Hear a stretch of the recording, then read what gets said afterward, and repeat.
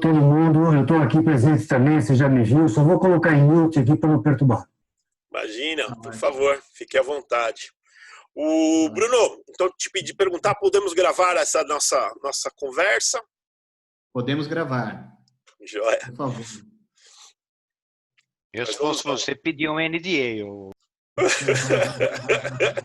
Você sabe que eu aprendi isso na GV, Facina, a diretora de conteúdo lá, a primeira vez que ela foi gravar, olha, professor, estamos gravando aqui, você autoriza? Ela já tinha perguntado antes, né? Mas acaba ficando gravado, o próprio documento já autorizável. Sim. Até o que está acontecendo muito nessas lives de bancos de investimento que está acontecendo, eles têm que ler o disclaimer. Olha, a gente não se responsabiliza por investimentos e tudo mais. Aí virou assim até uma chacota, né? Porque tem que ler um texto jurídico escrito para ninguém tomar uma decisão de investimento baseada naquele vídeo, isso trazer prejuízo. Eu acho que Nossa, é um Você pouquinho sabe, dos Bruno, aprendizados da... eu tô comercializando um seguro para live. Olha só. E esses disclaimers aí tem um pouco a ver com a mitigação do risco, né? tá brincando? Nem imaginei É, que tivesse isso. é um produto super novo, né? Saíram correndo aí algumas seguradoras e já existe um produto super legal para proteger. Protege até de ausência de algum personagem chave, que nem ontem eu estava assistindo o Tony Blair na XP Expert. Sim, Ele foi o chamariz de alguns milhões de pessoas, né? Se ele falta, as pessoas podem se sentir prejudicadas, né? Mesmo não tendo pago o evento, foram enganadas, enfim, tem processo para tudo, né? E tem Nossa, seguro para tudo, consequentemente. bom nossa, saber, incrível, né? bom saber isso. Incrível, incrível. E a gente vai aprendendo. Eu acho que tem o mundo de live, né? Eu vejo pelas nossas reuniões. A gente tinha reuniões super aquecidas, né? Uma das coisas que eu acho que a live muda é que não tem conversa paralela, né? Acaba sendo mais focado. E o É. ruim é que não tem um happy hour nem a pizzada depois. O Bruno ia nas pizzadas também depois. Ó. Não, esse é o lado ruim mesmo, né? Ainda tô para ver uma dinâmica de network que funcione É, É, digitalmente. Não porque não vi. tem conversa paralela, mas tem distração, né? Quantas pessoas estão ouvindo a live enquanto estão respondendo e-mails com WhatsApp no computador? É, É, então, é uma concorrência também, né? Como que a pessoa que está apresentando consegue capturar a atenção das pessoas que estão ouvindo. é é verdade, verdade. é verdade. O pior ainda são as esposas e os filhos em casa, viu? Os barulhos, é. Mas acho que, no geral, essa democratização da informação está sendo fenomenal. Lá na própria Bimac, né? A Bimac é uma geradora de conteúdo enorme. E eu sempre falei muito isso. E só agora o conteúdo está indo para fora. Então, as reuniões estão sendo gravadas, os webinars estão sendo gravados. E isso está entrando para uma academia, que a gente está chamando lá de academia da Bimac. Então, era um conhecimento que estava restrito a quem podia estar lá, e quem tinha a oportunidade de estar lá, que muitas vezes é de bem, de interesse muito maior do que só aquelas pessoas. Então, essa democratização, eu fico muito feliz que está acontecendo e em setores bem tradicionais, como indústria, como a Abimac, realmente estão conseguindo fazer um trabalho fenomenal aí de sair na liderança do digital, né? Do digital da indústria. Muito bom. A ideia na SAE é exatamente essa, a gente começar a criar mais conteúdo, né? A gente já falava muito disso, né? Das nossas conversas serem muito ricas, né? Mas a gente acabava perdendo. E essa facilidade de gravar ou assistir depois, claro, daqui a pouco vai ter um monte de material, né? Mais uma vez a É, gente vai ter que aprender a selecionar o que é importante e o que tem valor agregado e o que não tem, né? Mas acaba é. sendo um material rico, né? Sem dúvida. É uma coisa que eu tenho feito, não sei se alguém aqui já pratica, é assistir depois, mas em velocidade acelerada, né? Então, muita gente está fazendo isso. Você vai no YouTube, põe em 1.2, 1.3, 1.5 de velocidade, você consome uma live de 1 hora em 40 minutos. Então, tem bastante coisa aí Mas acontecendo você para a gente consegue ouvir o consumir. conteúdo? Não, né? Consegue, porque o YouTube desenvolveu um algoritmo que ele acelera sem ficar aquela voz de formiguinha. Isso já não existe mais. Então, é o Entendi. mesmo tom de voz da pessoa, mas num ritmo mais mais avançado. Sim. E o Spotify já tem uma função que ele elimina momentos que ninguém fala nada, tipo agora. Então ele já corta isso e a sua transmissão fica muito menor. Você consegue consumir Fantástico, mais. é muito bom. Cara, como é compactação de conteúdo de lives. Interessante, essa eu não sabia. Esse campo vai desenvolver muito aí, viu? Inclusive agora, por exemplo, o pessoal fazendo currículo, né, por vídeo, né? É uma coisa também interessante, porque tem uma certa técnica para isso, né? Quando você fala, você está entre amigos, é uma coisa. Agora, para você fazer um currículo, né, você tem que estar, né, impecável, né? Você tem que traduzir a mensagem, então não é simples, né? Porque eu Bruno, digo que um ator ele consegue se falar, né, como se ele estivesse se enxergando no espelho. E a gente dificilmente olha quando a gente está se olhando no espelho. Ou melhor, a gente olha, mas não enxerga. Né? Então, é interessante isso aí, né? Eu ia falar para o Bruno que esse negócio de leitura dinâmica, e quando acabava aqueles comerciais que tinha alguma promoção, que os caras liam aquelas condições rapidamente, que ninguém entendia nada, né? Agora o Spotify faz aquilo ficar audível, né? De uma forma que se compreenda, né? É legal, realmente. Propaganda de remédio, né? No finalzinho, em 1 segundo, passava-se tudo ali. Realmente ficou bom agora. É que acho que também parte do intuito de se passar mais rápido, quando é remédio, por exemplo, é falar das contraindicações, mas de um jeito rápido para que ninguém entenda, mas cumprindo com alguma regra, alguma lei ou alguma coisa do tipo, né? Exato. É tipo a letrinha pequenininha, né? No anúncio. Que não deixa de ser ridículo exatamente, a lei, né? De obrigar a fazer uma coisa que ninguém vai entender, só para cumprir uma Só para tabela cumprir, mal feita, né? Quantas pessoas leem a bula do remédio? mesma coisa, né? Acho que nem os médicos. Ô, Gustavão, Vamos lá, né?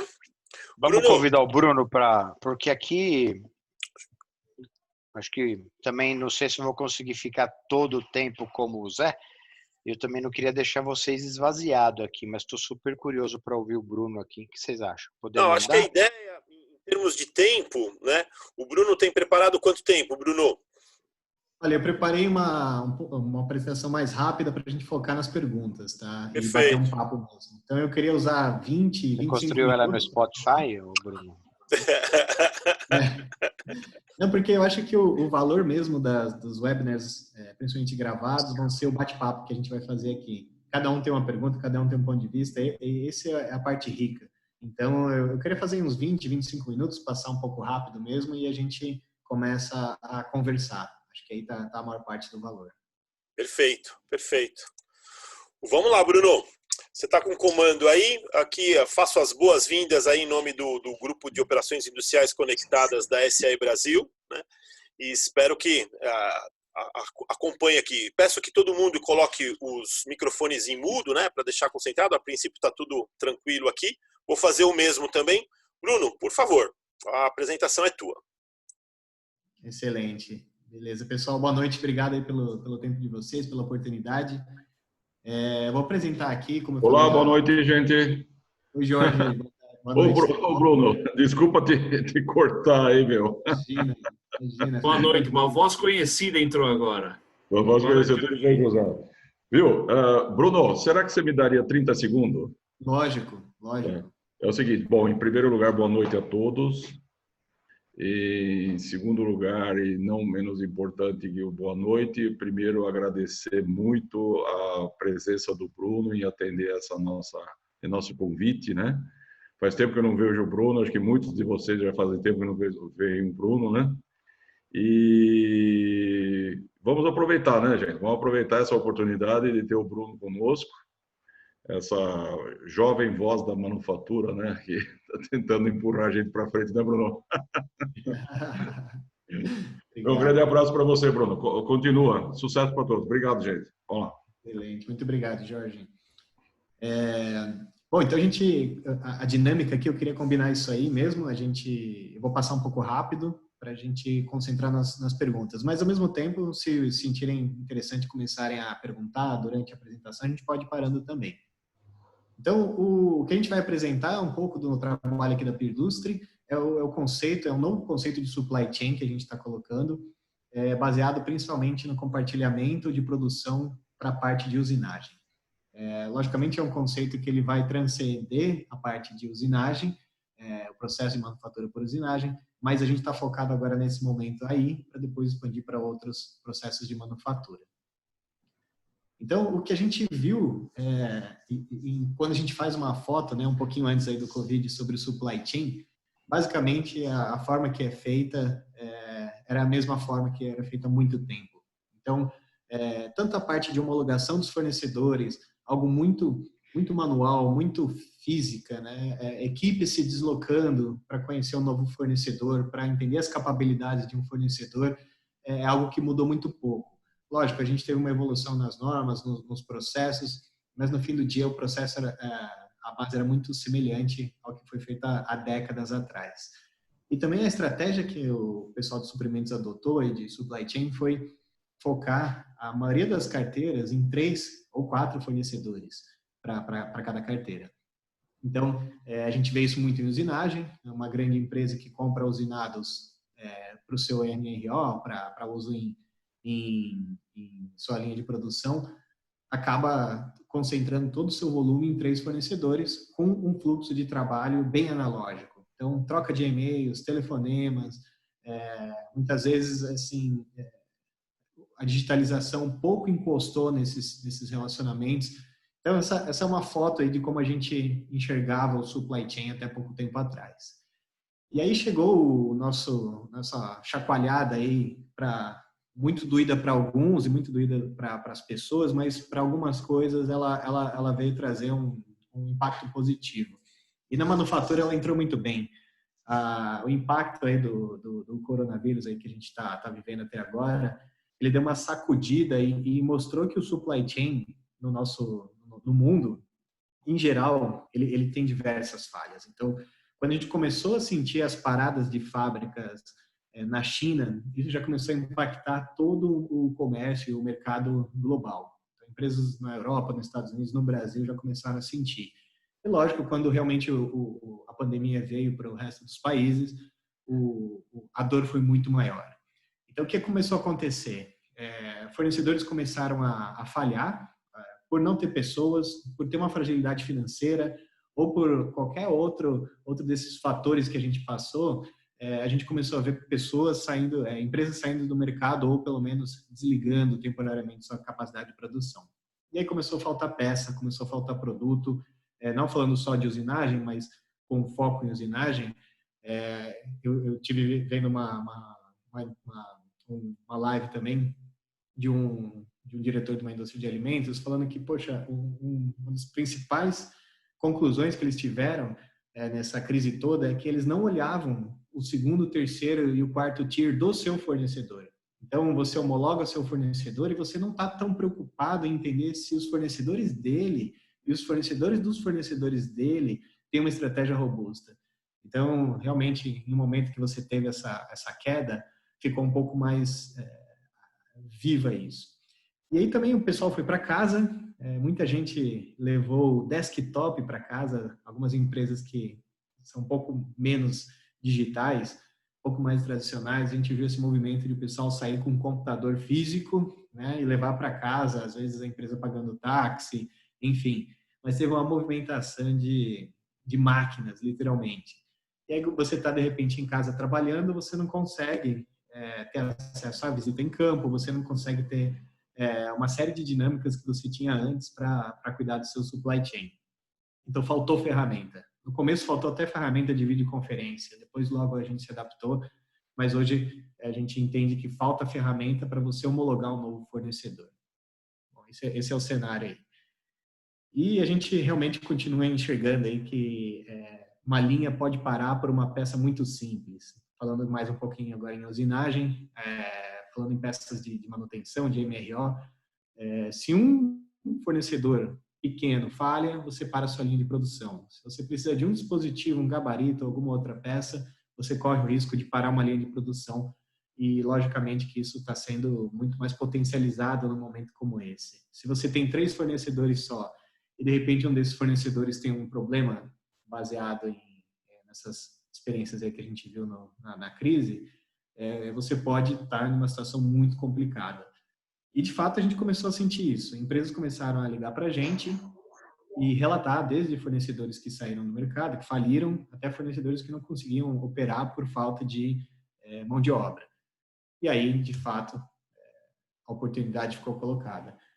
Então, falando agora mais em usinagem, tentando fazer esse link do supply chain como um todo, de como ele era analógico, de como ele era presencial, de como ele era não tão robusto, para essa chacoalhada que a gente levou e uma solução para endereçar isso aí. Então, a gente coloca como one-stop shop digital, onde as empresas entram com a demanda de desenho técnico na plataforma e recebem a peça pronta em sua empresa. E é lógico que a gente tem toda a estratégia de um supply chain digital dentro da nossa plataforma para conseguir, desde trazer novos fornecedores, homologar novos fornecedores totalmente sem contato, mantendo todos os índices de qualidade, até o ponto de controlar uma produção remotamente, de forma digital, e entregar uma peça com qualidade. Então, hoje a gente tem uma experiência totalmente digital na nossa vida como pessoa física, mas quando a gente veste o chapéu de empresa, porque a gente não pode dormir no sítio.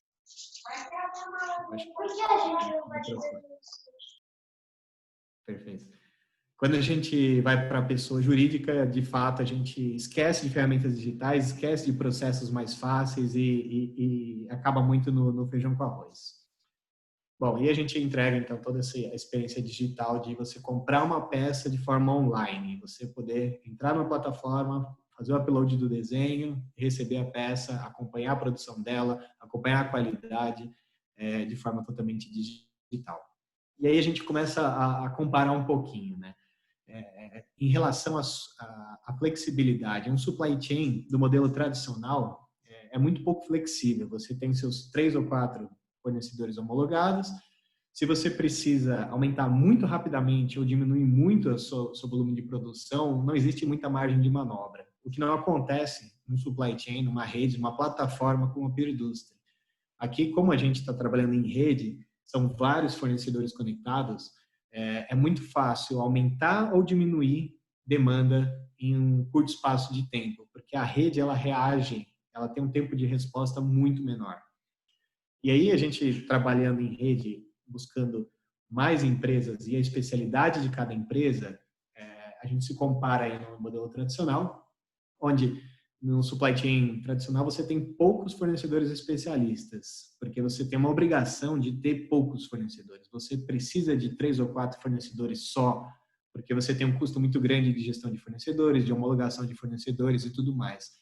Num caso, uma plataforma como a Peer Industry, a gente tem muita especialidade. Como a gente não inverte um pouco o sentido do processo, a gente consegue capturar e trazer especialistas em cada tipo de peça. É lógico que isso a gente tem uma série de benefícios. E depois entra também a digitalização, um ponto muito forte de tentar mudar o ponto de vista de mandar um e-mail, pedir telefone, follow-up de como está a peça por telefone para um ambiente digital, onde você interage com uma plataforma que tem as funcionalidades que você precisa para operar e você tem todo o fluxo de troca de informações ocorrendo digitalmente. Então, isso é bem interessante. E o que acarreta isso tudo para a gente? Um risco de interrupção de fornecimento muito baixo. Quando eu dependo de poucos, se um falha, eu tenho de fato um problema. Como eu dependo de rede, se um falha, eu tenho o segundo, eu tenho o terceiro, eu tenho o quarto e assim por diante. E, logicamente, quando a gente consegue concentrar a atividade de deal flow, de workflow, dentro de um supply chain em uma plataforma, a gente consegue iniciar a correção de várias ineficiências que existem. Desde tempo de pedir cotação e tempo de resposta, até follow-up de peça. É muito complicado você ajustar o tempo de entrega com o tempo da peça, de produção da peça, e sincronizar tudo isso com um fluxo onde a área interna pergunta para o comprador pergunta para o fornecedor pergunta para a área interna dele, e todo esse fluxo ele acaba demorando muito porque ele é totalmente analógico. Bom, e a gente sai de um modelo de poucos fornecedores para muitos fornecedores, que também é altamente escalável. A gente falava um pouquinho do pré-Covid. O mercado era mais tradicional e a manufatura, apesar de ser uma indústria, uma das mais antigas, né, começou essa indústria lá nos anos 1700 com a Revolução Industrial, ela inova pouco, porque acho que ela é muito fechada, uma indústria que trabalha muito dentro realmente de um galpão, então tem poucas chances de network, diferente de indústrias de outros mercados, mercado financeiro e outros tipos de mercados. Então, era muito tradicional entender que você precisava ir fisicamente até o fornecedor para fazer uma homologação. Coisa que no primeiro mês da pandemia a gente conseguiu desmistificar. Então, a gente estava com um pipeline de novos fornecedores entrando, restrições existiam para se movimentar e para fazer deslocamento, distanciamento social. Foi quando a gente pensou, bom, vamos digitalizar essa parte. O primeiro teste que a gente fez, a gente criou um processo para homologação digital e virtual do fornecedor. Tem toda a parte de onboarding, o fornecedor entra, cadastra as máquinas, coloca as capabilidades, ele passa por todo um processo de entrada como fornecedor, parceiro de manufatura homologado, e depois disso a gente tem uma visita, antigamente presencial. O que a gente fez foi trazer essa visita para um modelo virtual. Então, a gente realizou isso num primeiro fornecedor, fomos ponto a ponto, com uma videochamada, seguindo o nosso processo, nosso protocolo, vendo uma série de processos de informações no fornecedor. E o legal é que quando a gente terminou, o fornecedor comentou com a gente, legal o que vocês estão fazendo, só que vocês não estão na frente, né? Porque a seguradora, a gente estava falando de seguradora aqui no começo, né? A seguradora que fez o meu seguro da minha planta, eles já vieram semana passada de forma online, veio pelo aplicativo fazer a vistoria desse ano. Então, foi a primeira vez que não veio uma pessoa fazer a vistoria das máquinas e do ambiente, da instalação elétrica, foi tudo via o aplicativo. Então, vocês perderam aí por uma semana, porque eu já conheço esse método e já aprovei. Então, não é mais necessário uma pessoa ir visitar uma empresa para fazer uma homologação, ou uma pessoa visitar uma empresa para fazer uma verificação de seguro. Então, a gente é altamente escalável, a gente consegue homologar vários fornecedores por dia, com a qualidade muito boa, com um processo que a gente adaptou do mundo físico para o mundo virtual. E a gente tem, logicamente, outros benefícios, mas eu queria focar bastante aqui em quanto tempo é feito assim. O supply chain antigo, ele evoluiu muito nos últimos anos em questões mais acessórias, mas a base é a mesma. Ter 3 orçamentos, homologar os fornecedores, entender os processos deles, e a gente está falando agora de uma virada de chave para a indústria 4.0 que está sendo promovida pelo mundo pós-Covid. Ok. E no final do dia, uma imagem visual que a gente pode entender é um modelo tradicional altamente dependente de poucos fornecedores para um modelo da Peerdustria de plataforma em rede. Então, a tendência é a gente trabalhar cada vez mais em rede e o que mudou de ontem para hoje? O que mudou é que a internet chegou e a internet consegue ligar pontos. Basicamente é isso. Então, a rede, as redes existiam, eram muito menores antigamente, porque elas dependiam de comunicação verbal, ou uma comunicação muito, muito limitada. Quando a internet chegou e começou a conectar todo mundo, e hoje o Brasil é um dos países mais conectados no mundo, a gente tem mais de um telefone, mais de um ponto de internet por pessoa, né, móvel ou fixa, realmente ficou muito mais fácil coordenar as redes. E as redes viraram digitais, as redes cresceram e o tempo de resposta das redes realmente ficou muito, muito, muito menor. Então, realmente, imagina que qualquer dor de barriga que um desses fornecedores tiver, a rede ela sente muito pouco. E, ao mesmo tempo, ela potencializa a existência de microespecialistas, ela potencializa o melhor de cada um. Esse é o movimento que a gente está chamando aí de manufatura compartilhada ou manufatura distribuída. Então, a grande oportunidade é pegar a demanda e conseguir distribuir no lugar certo, na hora certa, da forma correta. Logicamente, mantendo todos os processos de qualidade e tudo mais. E a gente cuida de tudo, entrega a peça, desde o orçamento, do fechamento, a produção e a entrega. A gente vem digitalizando todos os workflows que existem nesse meio do caminho. Um acompanhamento de produção, que seria uma coisa tradicional. A gente vê empresas mandando planilhas de Excel para fornecedores para que preencham mês a mês, semana após semana ou dia após dia. Realmente a gente está abordando isso de uma forma um pouco mais produtiva, de uma forma digital. Quando a gente, novamente fazendo um paralelo com a nossa vida pessoal, pessoa física, quando a gente compra alguma coisa para um aplicativo, a gente vê ele chegando, a gente vê o que está acontecendo, a gente quer ver até a motinho chegando para entregar, para quando a moto estiver chegando, eu já desço, né, no apartamento e já pego a minha encomenda. Bom, então, como eu falei, tudo ocorre pela plataforma digital. A gente está sentindo agora uma demanda muito, muito mais acelerada por soluções digitais. Está todo mundo em casa, todo mundo trabalhando com muita restrição de ferramentas. Então, eu acho que outra coisa que aconteceu, a gente conseguiu, como sociedade, migrar bastante para as reuniões virtuais, como essa que a gente está fazendo. Só que todo mundo está reclamando de falta de tempo. Então, não tem muito tempo hoje em dia para você pegar telefone, fazer ligações tradicionais e tudo mais, discutir detalhes. As plataformas estão resolvendo isso para a gente, desde contratação de serviço de deslocamento de motoboy, até contratação de assinaturas de contratos, enfim, esse é o caminho, né? Então, algumas telas aqui da nossa plataforma, não vou entrar tanto em detalhe, mas eu queria explorar um pouquinho com vocês onde e como as empresas estão começando a usar serviços, usar a plataforma para fazer outras coisas. O que a gente sempre fez, e nosso foco principal sempre foram as peças de MRO, ou seja, são peças usinadas, fabricadas sob demanda para uso em linhas de produção, desde gabaritos, dispositivos, peças de máquinas, tudo que é consumido na linha de produção, ou numa troca de produto, ou no consumo, no desgaste. Esse sempre foi o nosso carro-chefe. E a gente começou a encontrar outras oportunidades que vieram até a gente, como, por exemplo, a gestão de contratos de peças de baixa recorrência. Existe um custo de compra muito alto quando você vai comprar peças de baixo valor agregado, de baixa volume, mas de média recorrência.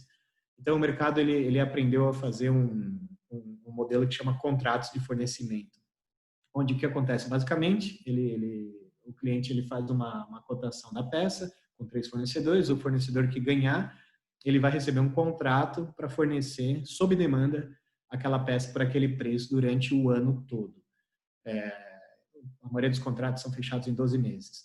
E a princípio, que era para facilitar, ele traz alguns pontos críticos que o mercado trouxe para a gente, como, por exemplo, se um cliente um fornecedor acaba não conseguindo atender aquela demanda quando ela chega, porque eu estou com a fábrica lotada ou porque eu tenho alguma outra particularidade, o trabalho de realocar aquela peça em outro fornecedor que não está contemplado no contrato, ele é muito grande. E aí o comprador ele acaba perdendo o dia inteiro para fazer isso, perdendo muito tempo. E a nossa solução, a gente criou um produto novo, que é basicamente um híbrido. A gente fecha um contrato com o cliente e no momento que a gente tem a demanda para aquela peça que já está contratada, a gente simplesmente aloca na nossa manufatura distribuída. O primeiro fornecedor não pode, ele está com uma demanda mais alta ou ele não tem condições de fazer aquela peça naquele momento, a gente vai para o segundo, e para o terceiro, e para o quarto, logicamente dos fornecedores que têm as capacidades e têm a qualificação para aquele tipo de peça. Então, isso está começando a rodar bem. A gente fez o protótipo e agora, até a metade, finalzinho do mês, a gente está lançando a versão mais robusta disso. Também o que vem numa linha bem interessante é a terceirização de peças antigas para produtos de garantia. A maioria das empresas que produzem produtos para o cliente final precisam, por lei, manter peças em garantia, mesmo depois da descontinuidade do produto. Então, como é que você administra isso? A gente tem um baixo volume, uma grande variedade de peças, e o custo para você colocar essas peças na linha de produção é muito alto. Para você desligar colocar um encaixe ali no meio da sua linha, do seu produto atual, é muito, muito complicado. E é lógico que a gente está no momento que as empresas estão buscando se reinventar e buscando uma maior eficiência em todos os pontos. E foi quando essa oportunidade surgiu. Bom, vamos pegar essa parte de peças que são feitas sob demanda para garantia, peças usinadas, e vamos colocar para serem fabricadas numa plataforma sob demanda. Então, a gente entrou com esse novo produto também, é algo que faz muito sentido, ajuda, você consegue tirar aquela sua estrutura para atender, que fica muito ociosa, para atender esse tipo de peça e trabalhar ela sob demanda. Então, a gente tem um parque industrial, tem uma rede totalmente instalada e qualificada, que pode muito bem, sob demanda, fabricar essas peças. Isso vem funcionando também. Outro ponto interessante que vem acontecendo, as empresas já levantado antes, aquele movimento de make or buy. E o que está acontecendo, empresas que trabalham mais com peças metal-mecânicas estão pensando, bom, vou focar no core business, nas peças que têm maior valor agregado, e vou trabalhar as de menor valor agregado numa plataforma sob demanda. Quando eu pedir, a peça tem que estar aqui, que agrega já menos valor, e eu preciso de estruturas de custos menores para fabricar essas peças do que a minha própria estrutura de custo. Então, a plataforma da Pirdus está servindo de uma fábrica de apoio para esse tipo de peça. Também na sequência a gente pode tratar a parte de protótipos, cai no mesmo problema, baixo volume, dificuldade de alocar a especialidade daquela peça numa rede pequena, que é o modelo tradicional, e a mesma coisa acontece em nacionalização de peças. A gente vem trabalhando também com a parte de engenharia junto, de desenhos, de projetos, a gente oferece esse serviço também para ajudar o tema de nacionalização de peças, que virou novamente uma tendência nos dias de hoje, com o aumento do dólar e na instabilidade do mercado que a gente tem, além da insegurança no supply chain que foi mostrado aí agora há pouco. E os dois principais pontos que a gente tem mapeados, e a gente gosta de trazer isso para discutir, que impedem ou que dificultam para a gente começar um trabalho de inovação, no nosso caso de inovação em plataforma de usinagem, são a cultura e o desenho técnico. Então, falando rapidamente de cultura, hoje, eu acho que até 3 meses atrás, existia empresas que estavam mais à frente na cultura de inovação, empresas mais atrás. Sinceramente, depois de tudo que está acontecendo, a gente teve um grau de equalização para cima da maturidade da cultura das empresas. Então, as pessoas entenderam que é possível mudar para melhor, adotar novas ferramentas digitais, isso tem funcionado super bem. Então, é algo que a gente gosta de falar muito. Legal, vamos começar, mas como que está a cultura aí da empresa de vocês? Como que estão os departamentos? Quando a gente vai fazer uma inovação como essa, um pouco mais holística, a gente precisa que esteja o pessoal de compras, esteja o pessoal da engenharia, esteja o pessoal da manutenção, dependendo do tipo do uso da peça, o pessoal da qualidade. Então, é uma mudança de mindset. No começo do ano, a gente teve, por exemplo, uma visita de homologação de qualidade de uma grande empresa, onde eles foram homologar, na época que a gente ficava no escritório, um fornecedor de usinagem que não tinha máquinas, ficava aqui na Avenida Paulista, que era a Pirdus. Então, eles adaptaram o processo de homologação para homologar os nossos processos de qualidade e não, de fato, olhar chão de fábrica e máquina só. Então, isso mostra para a gente que a gente precisa de um time e de pessoas que estão pensando em fazer as coisas de forma mais eficiente, pessoas que estão pensando em inovar. Esse é o principal ponto. E o segundo ponto, a gente bate muito aqui na questão dos desenhos técnicos, porque para a gente fabricar uma peça em rede, a gente tem que eliminar todo aquele tipo de situação que a gente acostumou, não só Brasil, mas a ajustar detalhes e alinhar detalhes de desenho técnico com os fornecedores, ou no boca a boca. E a gente tem, caso mais clássico, é superfície de peça usinada sem detalhamento do acabamento, sem detalhamento da rugosidade. Então, se eu faço isso, mas combino no boca a boca, que pode ser bruto de torno, quando você trabalha isso em rede, alguém vai querer fazer em retífica, porque como não está escrito, eu quero dar o meu melhor. Tem pessoas que pensam assim, tem pessoas que vão fazer o mínimo possível.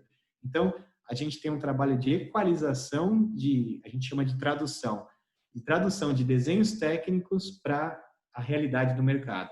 Quanto mais a gente conseguir traduzir o desenho técnico para uma realidade que a maioria das empresas e fornecedores consigam entender, mais a gente aproveita um trabalho em rede. Então, normas específicas, códigos de materiais internos, todo esse tipo de coisa, palavras em outros idiomas, inclusive, esse tipo de situação ele dificulta a gente espalhar a produção. Por isso, a gente vem trabalhando exatamente nisso. E é como se fosse um design for network manufacturing. A gente trabalhou muito o design for manufacturing nos anos 90, nos anos 2000, e ainda trabalha. E agora a gente está falando, ok, qual que é o design for network manufacturing? Qual que é o design para ser fabricado em rede? Então, é um design à prova de interpretações no limite. Quanto mais detalhado, mais a gente vai ter a experiência de uma plataforma e conseguir colocar uma peça em A, B ou C em menos de 1 minuto de diferença. Isso é bem interessante, são os 2 pontos principais. E a gente vem trabalhando aí com várias empresas, de vários segmentos. O principal foco nosso é o trabalho com MRO, peças de manutenção e reposição. Então, a gente, nessa linha, trabalha desde indústria alimentícia até fabricante de refratários para a indústria siderúrgica. É muito amplo. Toda manufatura precisa comprar peças usinadas metal-mecânicas para rodar. Mas tem outros casos de uso, como eu comentei, que vem abrindo ainda mais o nosso leque de opções. Então, automotivo, que é a casa, a gente já atende o pessoal da Maxion, da Scania, há algum tempo. Então, a Eaton também. E esse é um movimento, a gente gosta de contextualizar um pouquinho, esse movimento de a manufatura indo para o modelo de plataforma, ele está muito forte no mundo todo. Inclusive, eu não consegui atualizar aqui ainda, tem um spot acontecendo muito forte na Índia agora, é um dos maiores investimentos aí de venture capital dos últimos meses no ramo. Venture capital é investimento em startups, né? Mas tem uma nova startup na Índia acontecendo e movimentando bastante realmente dinheiro para isso. Então, a gente ouve muito falar que todos os modelos de negócio estão migrando para a plataforma e é lógico que a manufatura também está. Então, a gente vê muita empresa hoje no mundo e no Brasil pensando, bom, qual vai ser o próximo modelo de negócio, empresa de manufatura? E a plataforma está na boca de todo mundo. A plataforma, ela consegue ser muito mais escalável. E, por exemplo, nos Estados Unidos, a Xometry é uma plataforma de referência, eles vêm fazendo um trabalho magnífico no mundo, agora compraram uma empresa na Europa há alguns meses, então estão muito fortes lá. Hoje, para vocês terem ideia, a BMW compra peça produtiva para o carro fabricado na plataforma. Inclusive, a BMW investiu nessa empresa, a Bosch investiu também. Então, já não é mais aquela questão de peças que não são meu core business. Já virou essa página. Hoje, são 3.500 fornecedores nos Estados Unidos de usinagem que fornecem peças tanto para a BMW quanto para vários outros tipos de empresas. Então, o on-demand, que a gente hoje adora, eu quero carro on-demand, restaurante on-demand, casa na praia on-demand, a manufatura também é on-demand. E esses caras aí mostram para a gente que isso já é uma realidade. Aí cada um, logicamente, tem um foco, mas a usinagem ela é a maior parte de todo esse processo. E a impressão 3D, tanto de metais como de polímeros, entrando muito forte também. Então, o conjunto de manufatura aditiva e subtrativa, impressão 3D e usinagem, realmente vão conseguir dar para a gente um leque de oportunidades aí de manufatura sob demanda, de baixo volume ou de alto volume bem relevante. Bom, e só para a gente começar algumas perguntas, eu queria convidar vocês a conhecer a nossa academia. A gente lançou ontem uma academia para aprendizado, um ambiente digital, já entendendo que a venda B2B ela já mudou, ela já não é mais de porta em porta. Hoje você vai lá, você consegue self-service, se capacitar, tirar suas dúvidas, agendar videoconferência, fazer todo o processo online. E a base disso tudo, a gente até falava aqui no começo, né, Gustavo, são vídeos. A gente está na economia dos vídeos agora, a gente vai consumir muito mais por vídeo e o consumidor ele está sendo digital, tanto no B2C quanto no B2B, e ele vai aprender, ele vai buscar informação e ele vai seguir os fluxos digitais para se capacitar e tomar a decisão de compras. Pensando nisso, então, a gente começou agora a montar a academia, ela está começando, mas ela vai cada vez mais ter mais conteúdo. Convido vocês a conhecerem um pouquinho mais. E, para fechar, a nossa principal função é, através da nossa plataforma, aumentar o uso da capacidade industrial instalada aqui no Brasil, e com isso a gente reduzir o custo, reduzir as ineficiências que existem. Para quê? Para ter uma manufatura muito mais competitiva olhando no mundo. É lógico que a gente tem algumas especificidades aqui do Brasil, barreiras e tudo mais, mas se a gente usar mais as máquinas e dividir mais o custo fixo, se as máquinas rodarem aqui 24 horas por dia, a gente vai ter um ganho de produtividade significativo. E isso vai ser realmente relevante para colocar o Brasil numa rota de novo aí de destaque em manufatura. A gente acaba falando muito pouco, mas a manufatura no Brasil ela é muito relevante no mundo, é uma das 10 maiores economias em manufatura. Eu acho que a gente começa a perceber isso quando a gente vai para qualquer outro país aqui na América Latina, e a maioria dos produtos que você pega não são fabricados no país, seja Chile ou os outros menores. No Brasil é muito difícil você consumir produtos que não são made in Brasil. Lógico que existem os nichos, né? E é isso. Acho que agora a gente abre para bater um papo. O legal vai ser ouvir vocês e conversar, e esse é o legal do network digital. Bruno, boa noite. Mais uma vez, meu nome é José Nascimento. Em função que eu vou ter que sair em breve, você me permite fazer a primeira pergunta? Colegas, vocês me dão licença? Eu ia sugerir isso mesmo, Zé. Ah, legal, Gustavo. Oi, Thompson, tudo bem? Seguinte, colegas, Bruno, eu tive alguns casos na minha carreira onde um componente era fornecido por um fornecedor e o outro por outro fornecedor, e eles eram montados juntos. E as duas peças estavam conforme desenho. Então, eu não sei se vocês já chegaram nesse nível de detalhamento, considerando não só a peça em si, mas onde ela será montada e se atende aos requerimentos do projeto como um todo, porque pode ser que vocês caiam nesse tipo de problema.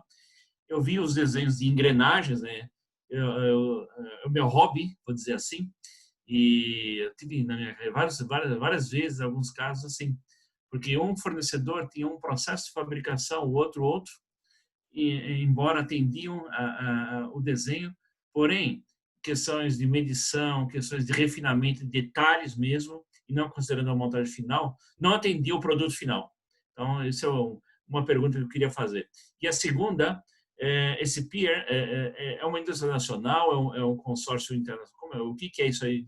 Comenta um pouquinho, me desculpe a minha ignorância, não sei se já é conhecido por todos ou não. Legal, eu vou começar do fim para o começo. A Peerdustria é uma startup nacional, eu fundei ela em 2016. Então, é uma empresa local e a gente está se posicionando nesse movimento global que está acontecendo.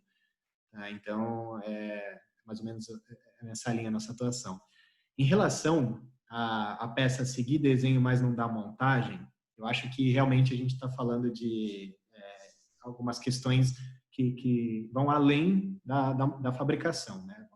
Incluindo a medição e uma série de outros detalhes. A gente vem trabalhando com peças que não chegam nesse detalhe, por enquanto. Eu questiono se o core business da empresa, se ela não consegue comprar duas peças que vão montar de dois fornecedores diferentes, questiono se o quanto é viável manter esse processo dentro de casa, né? Porque ou você aperta muito o desenho, ele vai ficar muito caro, a peça ela vai ficar extremamente inviável por você colocar tolerâncias cada vez menores, ou de fato você não consegue montar isso. Então eu acho que precisaria a gente discutir um pouco mais no caso a caso, ver como funciona, mas a gente já teve caso de dispositivo de montagem, de fabricar peças do dispositivo de montagem, não muito grande, mas em 3 fornecedores diferentes e depois montar isso. Então depende muito da tolerância que a gente está falando aqui, do tipo de montagem, mas eu entendo que nem toda peça deveria ser outsourced, deveria ser feito fora de casa. Então, me falta um pouco de conhecimento dos casos, assim, para a gente evoluir um pouco mais. A princípio, Se a gente tem uma peça de acordo com o desenho, você tem uma peça ok. Lógico que tem muita variação no meio, por isso que a gente ajusta as tolerâncias para algo factível. Não vou conseguir te responder muito mais que isso, mas a gente pode investigar um pouco mais. Nem precisa, Bruno, porque, bom, parabéns por ser uma startup nacional, já fico muito contente. Nós precisamos de gente que tenha essa vontade, esse conhecimento de puxar isso para frente, né? Eu acho que o Brasil tem muita competência, porém não é, por alguns motivos, não vou entrar agora no detalhe, não é bem utilizada ou não tem condições, mas eu me coloco à sua disposição, se você quiser depois bater um papo sobre algum exemplo, que eu possa dar talvez um exemplo mais extremo possível, que é a fabricação de engrenagens, né? Caso real que eu vivi, eu posso te passar e mantido o sigilo suficiente ou adequado, né, para você utilizar o case e não falarmos do caso, entendeu? Ah, legal. Não, eu coloco à agradeço. disposição. Tá bem? Muito obrigado. Muito legal. Vamos em frente. Obrigado, Zé.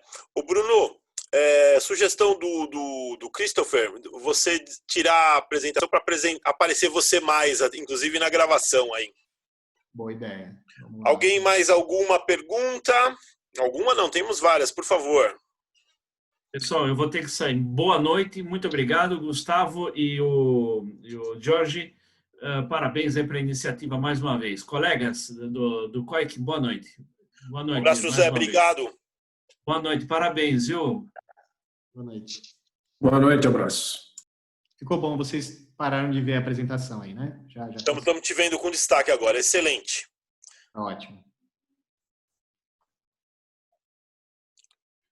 Vai lá, Ricardo, aproveita aí, já que você está aparecendo aí, faz uma pergunta difícil aí para o Bruno. Bom, primeiro, cumprimentar o amigo, né? Como é que tá, Bruno? Tudo bem? Tudo bem, graças a Deus. Você, Ricardo, como é que tá? Tudo jóia, prazer revê-lo. Faltou você dizer ao Zé de Carlos que talvez teve um parente seu que trabalhou com ele, né? O Zé de Carlos, não sei se você sabe que ele é ex-Mercedes, né? Também tava... Ah, não sabia. Mercedes. Bom, legal, acho que realmente eu acabei não conseguindo aproveitar bem toda essa contribuição sua de hoje, infelizmente aí com a concorrência de algumas reuniões internas, mas conheço bastante a Peerdance e até eu acho que é bacana trabalhar o conceito da presença nesse nicho de startup, vivendo o processo, queira ou não queira, eu sei que você está trabalhando lá desde 2016, já ganhou um escopo de clientes interessante, uma visibilidade interessante, mas você está vivendo esse momento de pandemia. Quer dizer, o mercado está turbulento, é um momento diferente. As startups, em geral, estão sofrendo muito. E, em paralelo, nós temos esse contexto todo de impacto na manufatura, né? Há um aspecto que eu associo aqui nas minhas colocações, que é essa tendência de muita localização e nacionalização.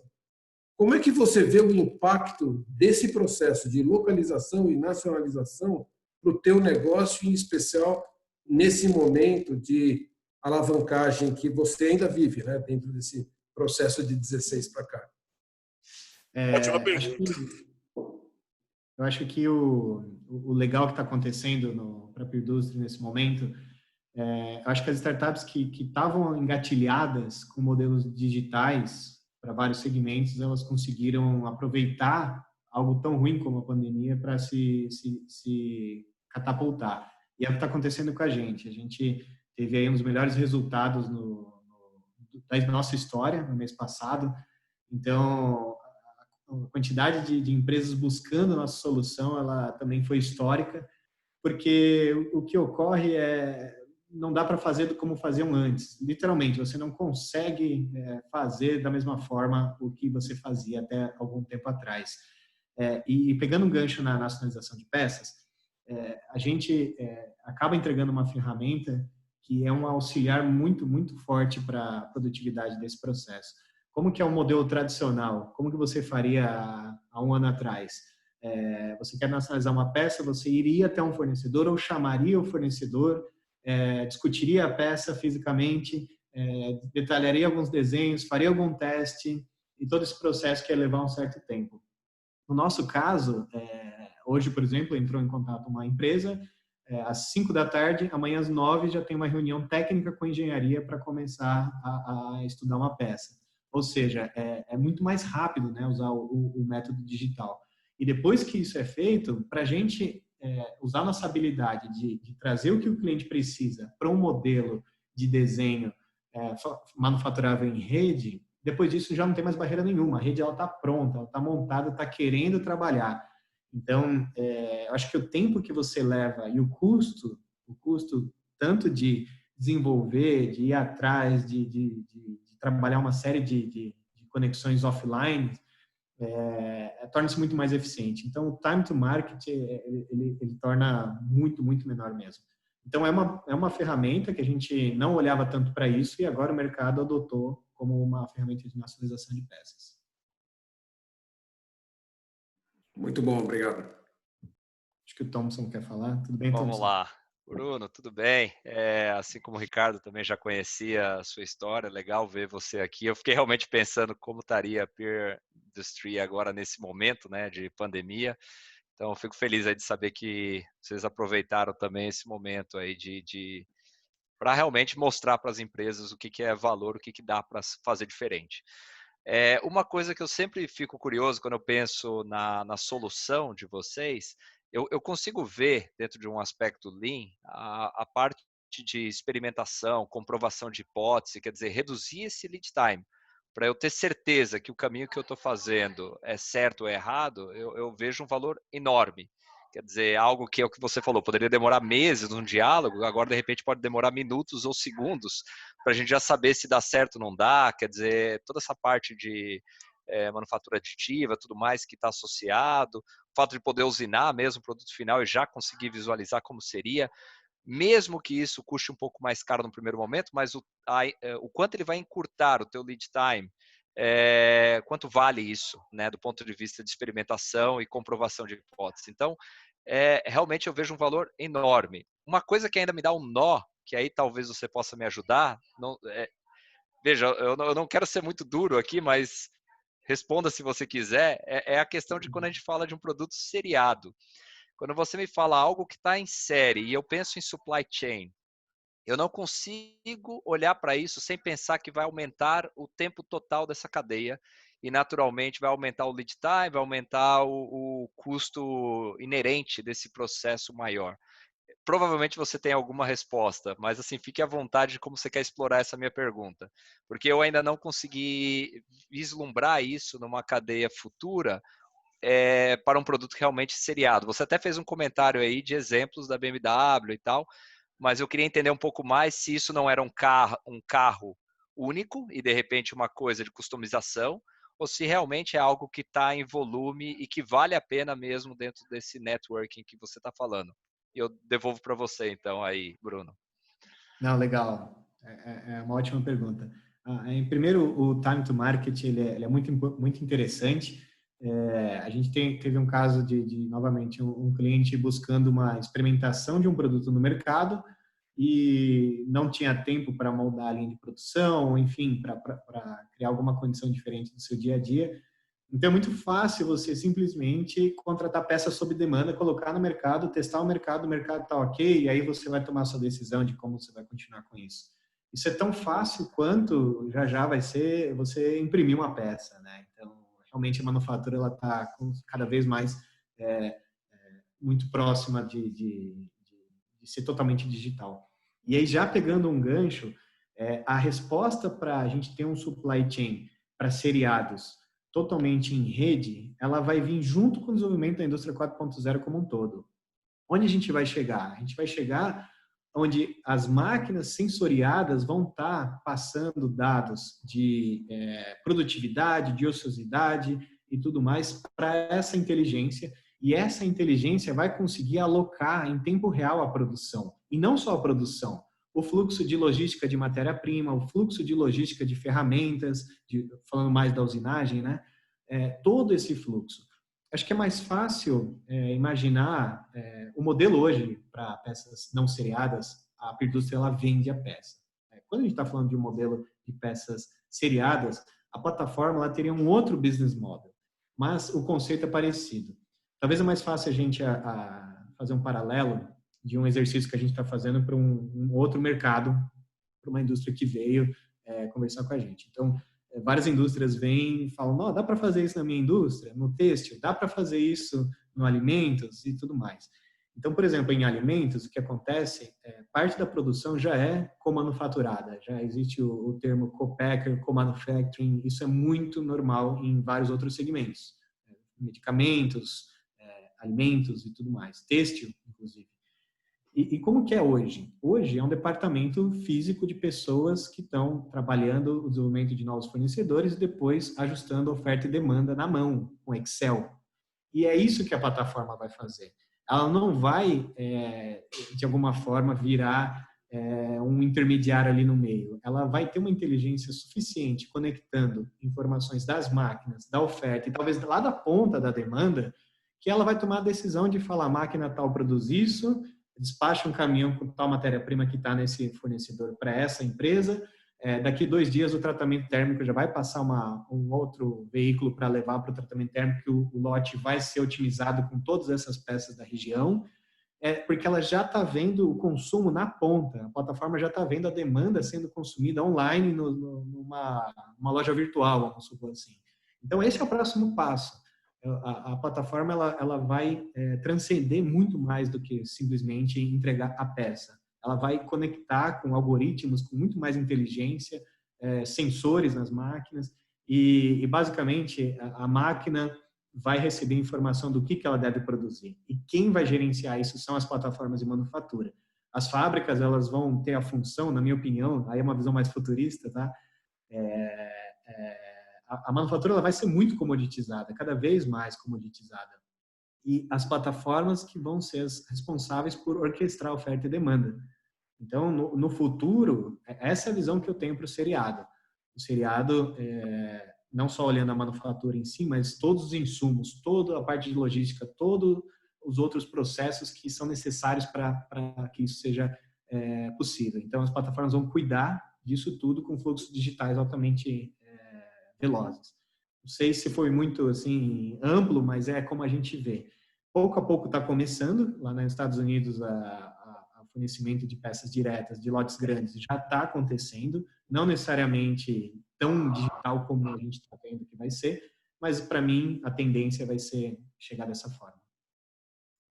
Eu entendi, só para reafirmar aí, quer dizer, tem uma questão de transição também, né? Quer dizer, hoje, se você já opera, que nem você falou, tem uma área que já fica chaveando entre fornecedores para ter essa maneira de trabalhar, uma peer industry já poderia estar apoiando efetivamente, em vez de você criar uma área interna. Mas realmente, o desenho do estado futuro, final, aí eu acho que isso sim a gente poderia dialogar um pouco, seria bem interessante. Mas o importante é isso, vamos rodando experimentos e aprendendo ao longo da jornada. É isso aí, Sim. Parabéns, Bruno. Obrigado, Thompson. Eu tenho um comentário, se vocês me permitirem. Bruno, você sabe que eu sou fã da Beer Industry desde o início, né? Lá atrás, né? Quando acho que o Heitor trouxe você para o grupo, né, Heitor? Foi o Heitor que é o culpado disso. O rapaz da Lapa ali que está reclamando que foi ele. O Ricardo também, né? O Ricardo também. Então, o Ricardo está dando risada, mas o Ricardo também, Ricardo. Pode ficar tranquilo. Mas eu estou vendo duas faces aí, o Rodrigo e o Marcelo. Puxa vida, Marcelo, a última vez que eu vi você, acho que faz uns 2 anos lá na Saboy, eu acho, na porta, lembra? Muito bem. Bom, deixa eu... Não é fazer uma pergunta, é fazer um comentário, na verdade. Né? Essa questão aí é que nem colocar o ovo em pé, né? Com todo respeito, viu, Bruno, a respeito do Beer Industry. Mas se não tem ninguém que começa, e acho que esse início dado por você e pelos seus colegas aí na escola, né, também acho que começou desde a época da escola ainda, lá em Santa Catarina, se ninguém começa, não vai virar nada, né? E o interessante de tudo isso, né, e eu também que trabalhei praticamente minha carreira toda na manufatura, essa necessidade desse tipo de suporte, né, ao longo de um histórico de manufatura eu diria que é praticamente real. Eu posso dar um exemplo, né? Eu trabalhei dentro de um centro de pesquisa na Caterpillar, lá em Peoria, E como era um centro de pesquisa, era uma área onde você desenvolvia ou testava equipamentos, né? Porém, né, as fábricas da Caterpillar às vezes ficavam ou sem equipamento, ou em função de demanda não tinha como comprar um equipamento novo. Então tinha que pegar de alguém. Então pegava, avaliava o tipo de... Eu estou voltando um pouco no tempo também, gente. Faz uns 6 anos isso, mais ou menos. Mas eles voltavam, verificavam o tipo de componente, verificavam se a gente podia fabricar, né? E fabricava a empresa, no caso, o site da Caterpillar, no caso, não precisava fazer um investimento naquele momento, né?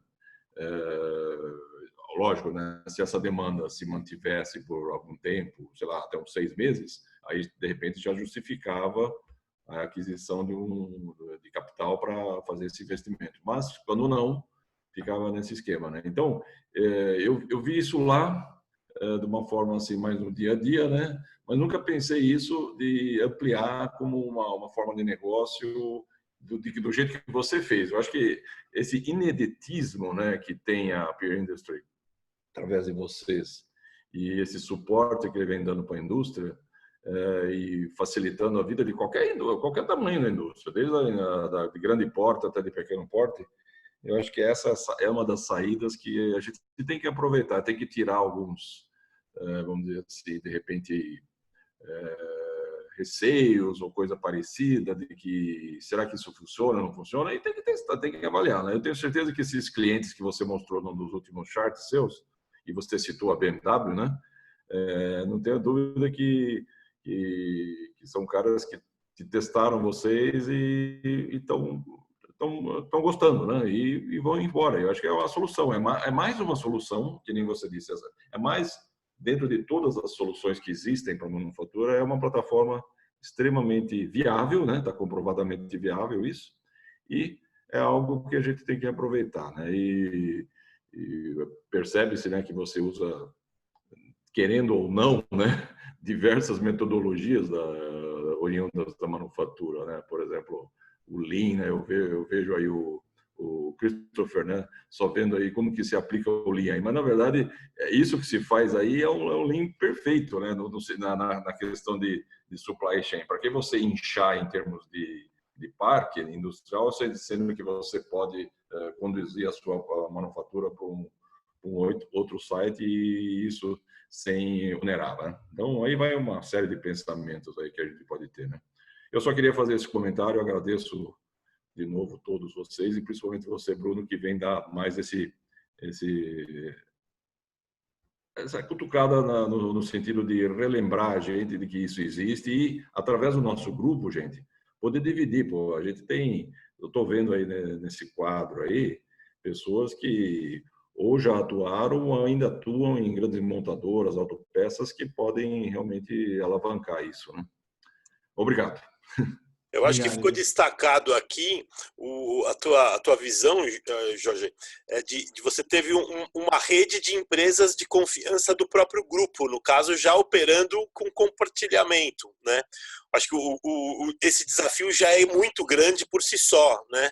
Até governanças e tudo mais. Mas o que o Bruno está mostrando que, inclusive, eu gostei, eu não tinha essa informação, que na pandemia essas fronteiras foram quebrando, né? Isso eu notei em algumas atividades, né? As fronteiras das empresas e as capacidades de realização em prova, né? Ou em conflito, né? Por conta da cadeia parada, de complexidades do ritmo da cadeia, ficaram evidentes a necessidade de abrir um pouquinho as possibilidades. E aí ficou muito destacado a necessidade, né? O Zé destacou também, da garantia da qualidade, né? Como é que você abre uma rede de confiança, muito mais do que uma rede de capacidade propriamente dito, né? Acho que bem importante aí. Questão de ordem, eu acho que o Rodrigo levantou a mão primeiro. Quer falar, Rodrigo? Só contar um pouquinho, consegui resgatar o Rodrigo aí, deu uma cutucada nele, ele está lá na Argentina, lá cheio de trabalho, aproveitando aí da tecnologia, trazendo aí um argentino. Quero ver seu sotaque, Rodrigo. Bem-vindo. Obrigado aí, amigos. Muito bom ver todos aí. Obrigado pelo convite, Gustavo. Relembrar um pouco aí. O amigo já foi com sotaque, cara. Ah, já foi? Eu vou misturar um pouco as palavras aqui, mas vamos tentar manter o portunhol, se for preciso aí. Mas muito bom ver todos vocês aí de novo. Bom, Bruno, excelente visão, né? Tudo que a gente escutou e essa visão de futuro com conectividade me lembrou bastante a sua introdução quando comentou do Tier 2, Tier 3, foi justamente a palestra do Eduardo, lá da Scania também, que foi feita no último comitê. E assim, o que é muito interessante é que hoje eu só vejo isso acelerando, né? Eu vejo essa mudança de plataforma, tanto devido ao contexto que estamos hoje aí da Covid-19, como a própria evolução das máquinas, tudo que a gente já vem desenvolvendo, isso só tende a acelerar daqui em diante, né? Eu vejo como vai ser uma corrida, como foi aí no sistema Lean nos anos 2000, um pouco de sistema de qualidade nos anos 90. Então, assim, é uma velocidade que isso vai tomar agora que realmente vamos precisar estar atual. E é muito interessante a sua comparação com o Excel, né? Planilha Excel é um desperdício enorme, foi uma ferramenta que utilizamos e hoje assim está extremamente ultrapassada. Você precisa conectar tudo. Eu mostrei um vídeo hoje para o Gustavo que a gente já está conectando até informação de operador de máquina. Eu só apresentando, eu trabalho aqui na Scania Tucumã, na Argentina, existe manutenção aqui. E assim, a gente já está conectando até a solução que o operador está dando para a máquina, né? E hoje eu sou um estudo de caso aqui, vendo sua apresentação, porque nós estamos no meio do nada aqui, perto do deserto do Atacama. Uma peça para chegar aqui da Alemanha, do Japão, demora 2 semanas, 3 semanas. E muitas vezes a gente está com a máquina parada, realmente é uma fábrica que produz engrenagem e eixos, né, para caixas de câmbio e diferenciais. E eu fico com a máquina parada aqui 3 semanas, chega um mês, dependendo da peça, justamente por essa dificuldade de conectividade, né? Quando eu preciso ter uma peça que está obsoleta, uma máquina mais antiga, você acaba não tendo esses fornecedores desenvolvidos, uma plataforma desenvolvida para poder ter essa rápida resposta. Eu acabo saindo atrás de cotação, verificar desenho, verificar quem pode me fornecer em que lugar do mundo para poder atender a minha demanda. E uma dúvida, assim, eu achei a visão excelente, uma plataforma excelente aí para implementação, mas uma dúvida que eu fiquei é quando tem algum tipo de discussão comercial, né? Imagino que a gente vai ter dentro dessa plataforma, vai ser um catálogo com todos os desenhos, as peças, essa rede de fornecimento. Mas eu vivo aqui também uma realidade distinta, que é a inflação. Então, a inflação aqui todo mês, dos fornecedores que me vendem uma peça em maio num preço, eles já querem um novo preço agora em julho. Isso, né, se torna... Como que é gerenciado isso aí dentro desta plataforma? Quando você precisa ter alguma renegociação, algum tipo de acordo comercial nesse ponto? Interessante, Rodrigo, a realidade, né?